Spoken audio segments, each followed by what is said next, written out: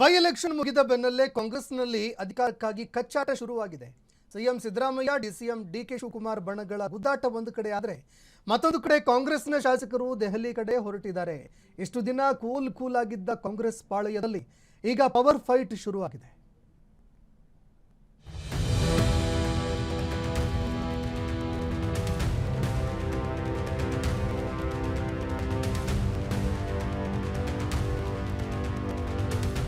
ದಾವಣಗೆರೆ ದಕ್ಷಿಣ ಹಾಗೂ Bagalkot by election ಮುಗಿದ ಬೆನ್ನಲ್ಲೇ ರಾಜ್ಯ ಕಾಂಗ್ರೆಸ್ನಲ್ಲಿ ಅಧಿಕಾರಕ್ಕಾಗಿ ಕಚ್ಚಾಟ, ಆಂತರಿಕ ಸಂಘರ್ಷ ಮತ್ತೆ ತಾರಕಕ್ಕೇರಿದೆ.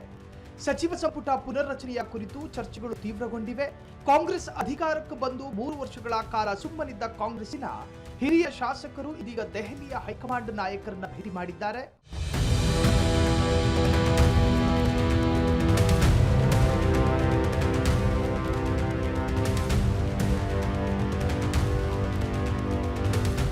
ಚುನಾವಣೆಯಲ್ಲಿ 2ಕ್ಕಿಂತ ಹೆಚ್ಚು ಬಾರಿ ಗೆದ್ದು ಶಾಸಕರಾಗಿರುವವರು ಒಟ್ಟಾಗಿ ದೆಹಲಿಗೆ ಹೊರಟಿದ್ದಾರೆ.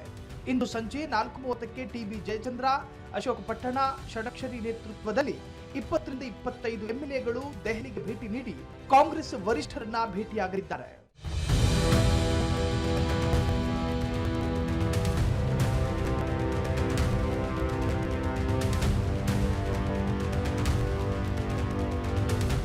ರಾಜ್ಯದಲ್ಲಿ ಕಾಂಗ್ರೆಸ್ ಸರ್ಕಾರ ಅಧಿಕಾರಕ್ಕೆ ಬಂದು 3 ವರ್ಷಗಳ ನಂತರ 2 ವರ್ಷಗಳಲ್ಲಿ ನಮಗೆ ಸಚಿವ ಸ್ಥಾನದ ಭಾಗ್ಯ ಕರುಣಿಸಿ ಎಂದು ಬೇಡಿಕೆ ಇಡಲಾಗಿದೆ.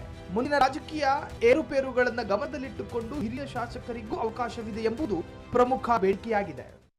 ಮುಖಂಡಗಳನ್ನ ಆಹ್ವಾನ ಮಾಡಲಿಕ್ಕೆ ನಮ್ಮ ದೆಹಲಿ ವರಿಷ್ಠನ ಆಹ್ವಾನ ಮಾಡಲಿಕ್ಕೆ ಹೋಗ್ತೀನಿ. ಈಗ ನನಗೂ ಆಹ್ವಾನ ಬಂದಿತ್ತು, ಎಲ್ಲರೂ ಹೋಗೋಣ ಅಂತ. ಆದರೆ ನಾನು ಈ ಬಿಸಿನಲ್ಲಿ ನಾನು ಹೋಗ್ಲಿಕ್ಕೆ ಆಗ್ತಾ ಇಲ್ಲ. ಸಹಜವಾಗಿ ಬಹಳ ದಿನಗಳಿಂದ ಈ ಬೇಡಿಕೆ ಇದೆ.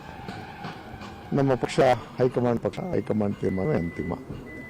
ಅವ್ರು ಯಾವ ರೀತಿಯಲ್ಲಿ ನಮಗೆ ಮಾರ್ಗದರ್ಶನ ಇರ್ತಾರೆ ಆ ರೀತಿಯಲ್ಲಿ ಹೋಗ್ತೀವಿ. ನಮ್ಮೆಲ್ಲರ ಉದ್ದೇಶ ಪಕ್ಷನ ಬಲಪಡಿಸಿ ಮುಂದಿನ 28ರ ಚುನಾವಣೆಯಲ್ಲಿ ಮತ್ತೆ ಕಾಂಗ್ರೆಸ್ನ ಅಧಿಕಾರ ತಂದು ಏನು ಇವತ್ತು ಜನಪರ ಕಾಳಜಿಯಲ್ಲಿ ನಮ್ಮ ಸರ್ಕಾರ ಇವತ್ತು ಜನೋಪಯೋಗಿ ಯೋಜನೆಗಳ ಜೊತೆ ಇದ್ದೀವಿ, ಅದನ್ನು ಮುಂದುವರಿಸೋದ್ರ ಜೊತೆ ಇನ್ನಷ್ಟು ಭರವಸೆ ಪೂರ್ಣವಾಗಿ ಜನರನ್ನ ನಾವು ಮೆಚ್ಚಿಸ್ತಕ್ಕಂಥ ಮತ್ತು ಜನರ ಬಳಿಗೆ ಹೋಗ್ತಕ್ಕಂಥ ಕೆಲಸ ನಾವು ಮಾಡ್ತೀವಿ.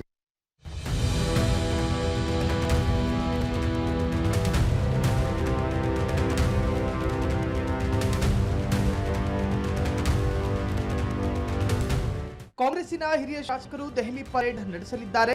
3 ದಿನ ದೆಹಲಿಯಲ್ಲಿ ಬೀಡು ಬಿಡಲು ನಿರ್ಧರಿಸಲಾಗಿದೆ.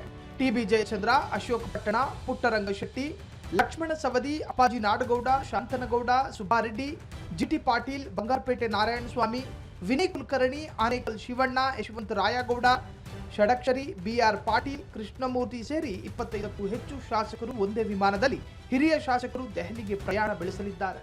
ನಾವು 3 ಸರಿ 4 ಸರಿ 5 ಸರಿ ಗೆದ್ದಂತೆಲ್ಲ ಸೇರ್ಕೊಂಡು ಹೋಗ್ತಾ ಒಂದು 30 ಜನ ಏನ್ ಹೈಕಮಾಂಡ್ ನಮಗೊಂದು ಅವಕಾಶ ಕೊಡಿ, ಯಾರಿಗಾರು ಕೊಡಿ, ಒಂದು 3 ಜನಕ್ಕೆ.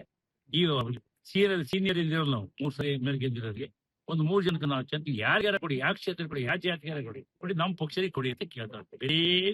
ಬೇರೆ ಇರೋ ಚಟುವಟಿಕೆಲ್ಲ ಒಂದು ಮನವಿ ಹಾಕಿ ಬರ್ತಾರೆ, ಅರ್ಜಿ ಹಾಕಿ ಬರಪ್ಪ, ಇದಷ್ಟೇ. ಅಪಾಯಿಂಟ್ಮೆಂಟ್ ಕೊಟ್ಟಿದ್ದಾರೆ ಸರ್? ಯಾವಾಗ ಭೇಟಿ ಆಗ್ತೀವಿ ಸರ್? ನಾಳೆ ತಪ್ಪಿನಾಡ ಅಂತ ಹೇಳಿ ಇವತ್ತು ಹಾಕ್ತೀವಿ. ನಾಳೆ ಕೊಡ್ತಾರೆ. ನಾವು ಕೇಳ್ತಾ ಇದ್ದೀವಿ, ಭರವಸೆ ಕೊಡ್ಬೇಕು ಅವರು. ಯಾಕಂದ್ರೆ ಇವತ್ತು 2.5 ವರ್ಷ ಆಗಿ 3ನೇ ವರ್ಷಕ್ಕೆ ಬಂದಿದೆ ಅಲ್ವಾ, ಮುಂದಿನ ಅವಕಾಶ ಬೇರೆಯವ್ರಿಗೆ ಅವಕಾಶ ಕೊಡ್ಬೇಕಲ್ಲ.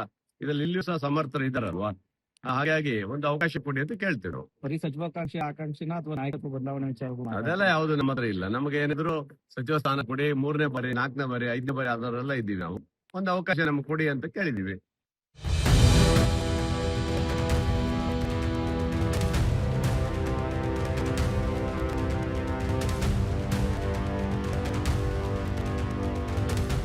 ದೆಹಲಿಯಲ್ಲಿ ಸಂಸದ ರಾಹುಲ್ ಗಾಂಧಿ, ಎಐಸಿಸಿ ಅಧ್ಯಕ್ಷ ಮಲ್ಲಿಕಾರ್ಜುನ ಖರ್ಗೆ, ಕಾಂಗ್ರೆಸ್ ರಾಜ್ಯ ಉಸ್ತುವಾರಿ ಸುರ್ಜೇವಾಲಾ ಸೇರಿ ಹಲವರನ್ನ ಭೇಟಿ ಮಾಡುವ ಪ್ಲಾನ್ ಇದ್ದು ಇಂದು ಮಧ್ಯಾಹ್ನವೇ ದೆಹಲಿಗೆ ಹಾರಿದ್ದಾರೆ.